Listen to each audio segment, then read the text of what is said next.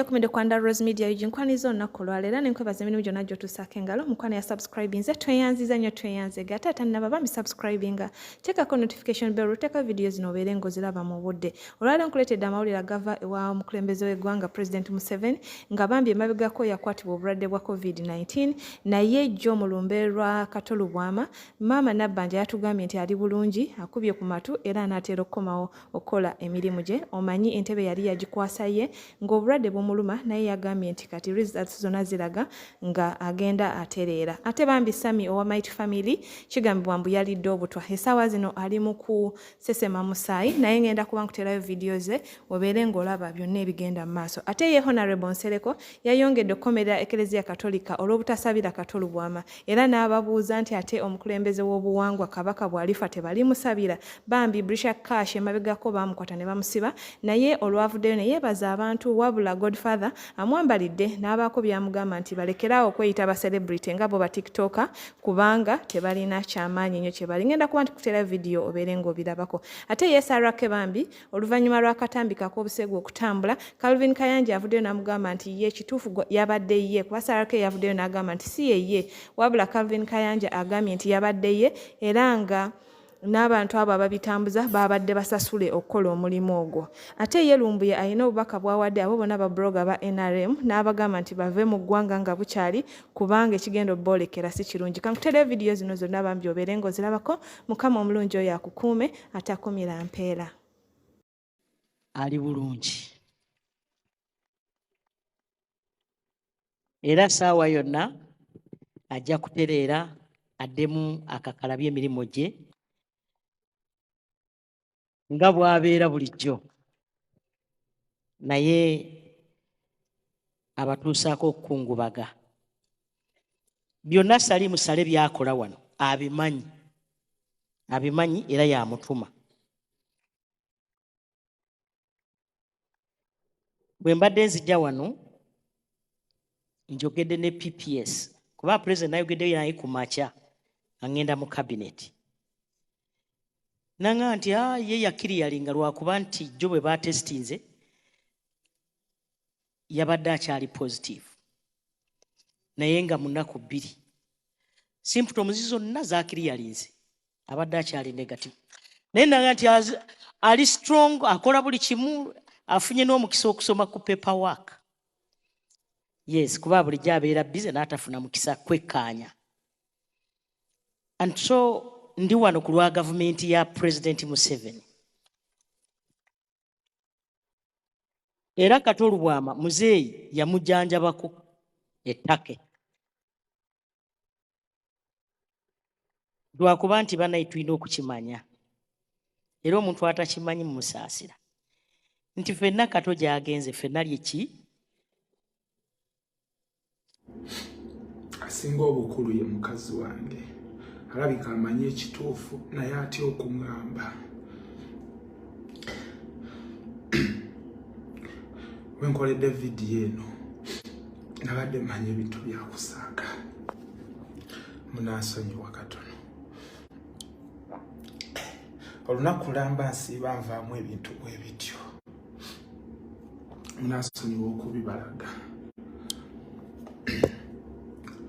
osinziira n'olaba eddagala lye bampadde balayika batya kuŋŋamba kituufu naye ndabika nalungiwa ndabika n'ebintu bye nalya kyesitalinza kugamba nti oboono mbadde muntu atambula buli wamu nga ndi friendly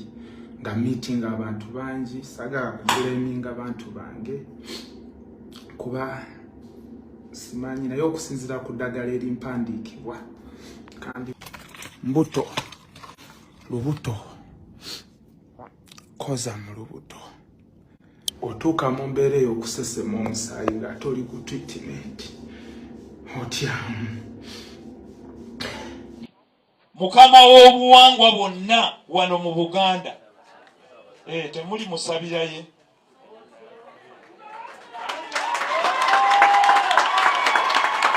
waliyo wano essinzizo eritateekeka kusabira Ssaabasajja. Stop that hypocrisy obwo bunnanfuusi. President w'eggwanga Uganda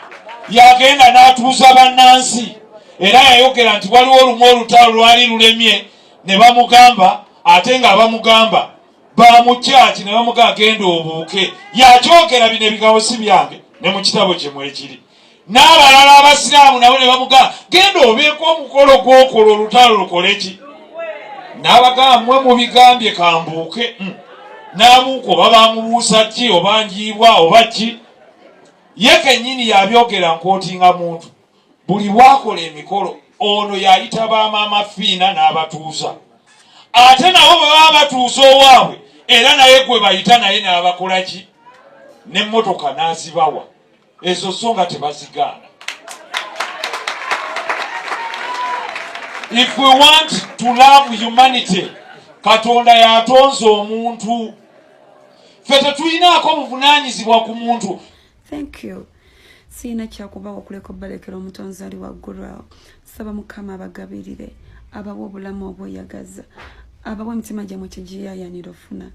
abacontributinze abankyaliddeko abansabidde abapostinze ovantim vakunjaga vakubiragalagala vakukulowooza nti oli serebu ekyo kyekisinga okubasumbuwa banange batikitoka ani abalimba nti muli baserebu. What are you celebrated for? Of what additional value are you to the general public or to the society? Kutikitoko kuno wajjako kukola kyekyo abantu kye bakunoonyezaako nga gwo kirina tagenda kewa gundi oyo genda oyo alina ku TikTok oyo agendako. Of what additional value are you? Bannaye ba TikTok temuli ba celeb. Brisha cash toli celeb. Ebyo bya likes simanyi mitwalo 5 ng'okoze video ebyo buli omu abirina n'omuntu abeeri naawe mula n'azifuna. Celeb kitegeeza okubeera celebrated for some good ekunoonyesa abantu ne bagisasulira kiki ekyo kyokola nti osobola kiryako ekibasumbuwa mwenna kulowooza nti muli ba celeb toyagala tambuza bigere omanyira abantu omuntu eyakulabisizza musasule bamuwa sente akukwane akulabise ne video zikyavaayo nze oli yankubira nangamba osobola okwana Sarah K ngula ebitundu bye ebyekyama ne muganze sizanya data games naye nkimanyi olunaku lwe bwe lunaaba lutuuse Katonda ajja kumu exposinga kuba tosobola kubeera munaku ng'okola data ng'omanyira abantu. I told you Sarah K kati olaba abasajja bonna abazze bakukwana okutandika lwe wamanyira abantu bonna baali basindika era nga basasule bw'oba bakobira emyezi ebiri mabega n'abavaane bagamba bw'omanyi nti obadde bloga wa National Robbers Movement nga wali akuseerezayo seeri ogenda kufa naye nzija ne mbatirako olukalla ne lubatagaza naye nga mukimanyi bulungi nnyo nabo mukimanyi nzire mubategeeza kyenayogera kikyaliwo bw'oba olina engeri esobola okufuluma eggwanga eryo fuluma ffe tetwagala muntu yenaafa fuluma otherwise ekiri yatabala kisigadde ekiri yatabala kikira n'asigadde waka